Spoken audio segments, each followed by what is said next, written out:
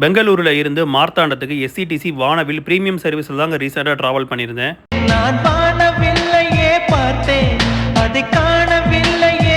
Daily night 7:15 Bangalore Shanthinagar bus ஸ்டேஷன்லேருந்து கிளம்பி Hosur, Salem, Krishnagiri, Madurai bypass, Tirunelveli, Valliyur bypass, Kavalkinaru, Aralvaimozhi, Nagercoil போயிட்டு அங்கேருந்து நமக்கு தக்கலை, அழகிய மட்டம் வழியாக அடுத்த நாள் காலையில் 9:30 மார்த்தாண்டம் பஸ் ஸ்டாண்டு போகிறாங்க. இந்த பஸ் நமக்கு பிராண்ட் நியூ நான் ஏசி சீட்டர் ஸ்லீப்பருங்க. இதுக்கு முன்னாடி நான் ஏசி அல்ட்ரா டீலக்ஸ் இருந்தது வந்து அப்கிரேட் பண்ணி கொடுத்துருக்காங்க.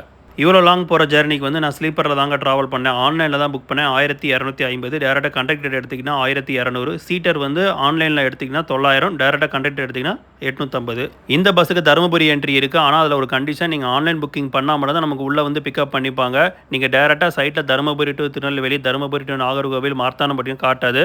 கிருஷ்ணகிரி நீங்கள் செலக்ட் பண்ணிவிட்டு உங்களோட போர்டிங் பாயிண்ட் வந்து நீங்கள் தருமபுரியாக மாற்றிக்கணும். நான் ட்ராவல் பண்ணுறப்ப கிருஷ்ணகிரிலேருந்து நிறைய பேர் ஆன்லைன் புக்கிங் பண்ணியிருக்காங்க. கிருஷ்ணகிரிலேருந்து திருநெல்வேலி, நாகர்கோவில், மார்த்தாண்டம் போகிறதுக்கு இந்த பஸ் வந்து உங்களுக்கு ஒரு பெஸ்ட்டாக இருக்கும். Pushback seater, reading light, charging போட்டு டைப் சியும் ஐஃபோனுக்கு சேர்த்து கொடுத்துருந்தாங்க. எல்லாமே ஒர்க்கிங் கண்டிஷனில் பெர்ஃபெக்டாக இருந்துச்சு.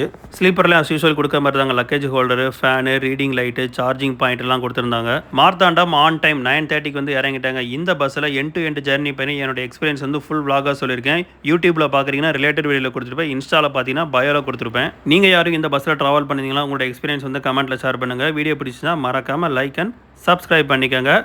டடா.